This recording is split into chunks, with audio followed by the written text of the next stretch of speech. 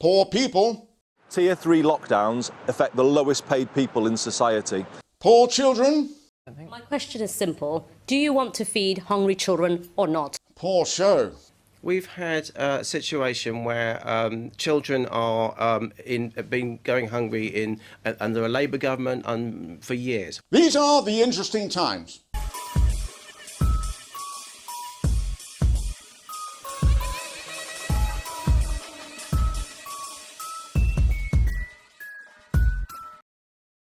Hello everybody, my name's Matt Johnston and welcome to The Interesting Times, a show that likes to take a sideways swipe at politics right here in the UK. The clocks went back yesterday, only by an hour unless you're a Conservative MP, in which case they went back to 1838. All week there has been a battle with on one side the Tories and on the other people that think it's okay to feed children. Marcus Rashford, who managed to get the government to change their mind on school meals over the summer, was attempting to get the government to continue this throughout the half term and through a clearly difficult winter, with rising coronavirus cases, high unemployment and a possible no-deal Brexit. So what's Scotland doing? Yes, good job. 1 down, 2 to go. Now how about Wales? Hooray, just England to go. And with the levelling up guy in charge, this should be pretty straightforward. A home banker. No, I said banker.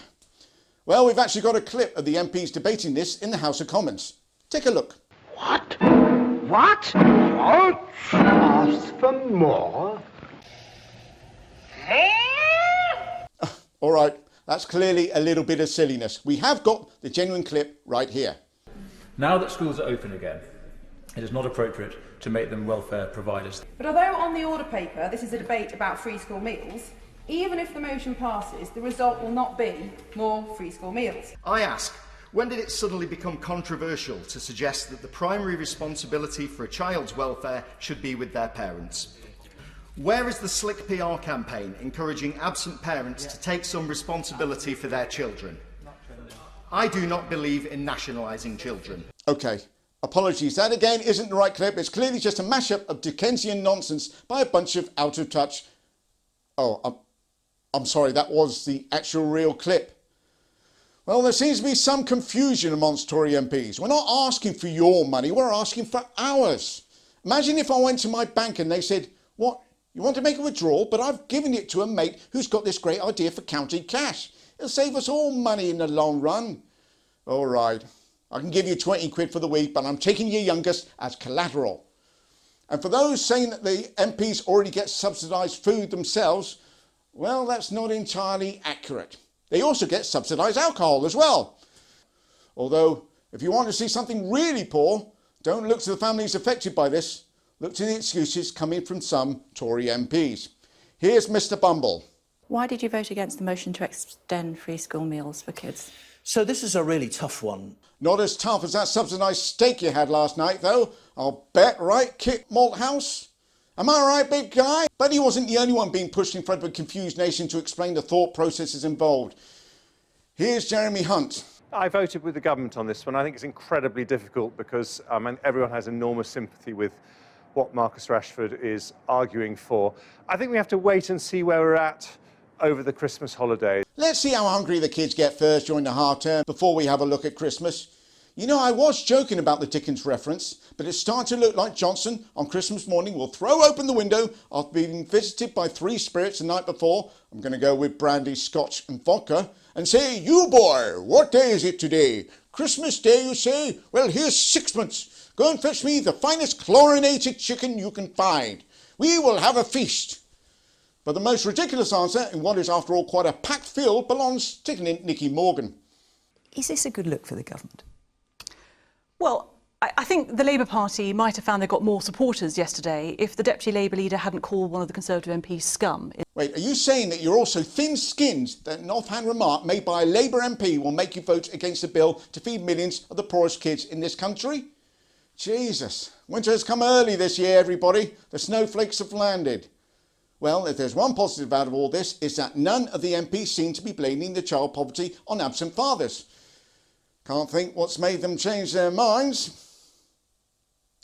As we spoke about I spoke about on last week's show, certain parts of the country are facing Tier 3 restrictions and are struggling without the necessary financial support coming from the government, particularly in Manchester.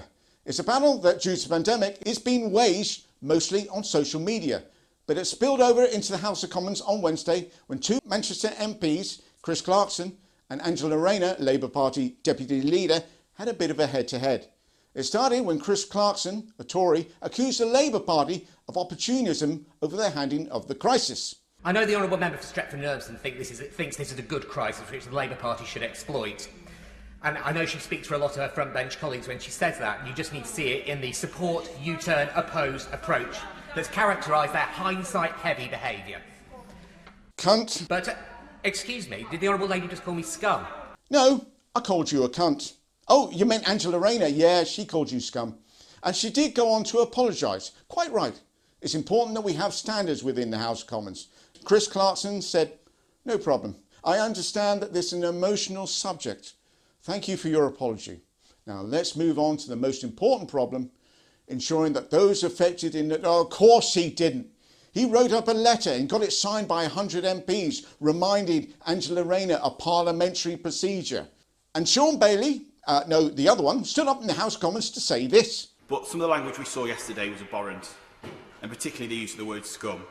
Now, I'm sorry, but when I got a phone call at 11:30 last night from my mum saying that she'd had people using that type of wording down the phone at her because she was my mother. Wait, so businesses in Manchester are going to the wall because of a lack of investment, people's jobs are being lost in the poorest parts of the country, and children are living in a Dickensian nightmare, and you want to play the victim?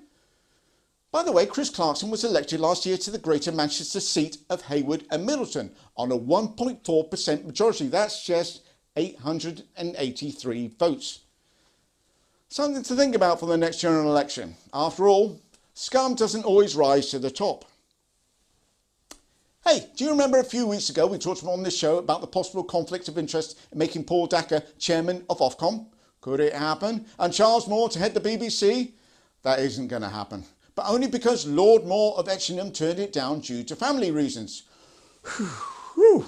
So, who would the government consider for the role? Well, it's this guy. This is Richard Sharp, who has previously worked with Goldman Sachs in some senior roles, as well as JP Morgan. Well, of course he worked for JP Morgan. I mean, look at him. I'm half expecting the announcement that he has a mountaintop lair where he whiles away his time stroking fluffy white cats and attempting to torture British secret agents. Richard, though, isn't just a number cruncher. Oh no, he was also responsible in pulling together the generous rescue package for Arts and Heritage Organisation in the midst of the pandemic, as well as being chairman of the Royal Academy of the Arts Trust for several years. So he's clearly got the cultural nous. What about being independent, though? Obviously, if you're chairman of the BEAB, you do need impartiality. The government does need to be brought to account, especially in these trying times and with this trying government. Well, as mentioned, he has worked with Rishi Sunak on putting together the arts deal. Oh, well, that's not ideal, but it shouldn't discount him from the job. He was also Rishi Sunak's boss when they both worked at Goldman Sachs. Yeah, the waters are becoming a little bit muddled now, aren't they? Anything else? Yeah, he was one of Boris Johnson's financial advisors while Boris was Mayor of London. Well, that right there is a conflict of interest, surely. And wait, there's more. He's also given hundreds of thousands of pounds in donations to the Conservative Party. So with him in charge at the BEAB, expect to see a return of Love Thy Neighbour, Benefit Street and What the Victorians Did for Us. It appears we can't find food for the children, but have no problem finding jobs for the boys. Well, that's it for another week. Thank you all so much for watching. And if you are enjoying these vids, please do subscribe and hit the notifications bell to make sure you don't miss another. And I'll see you all next Monday. Take care.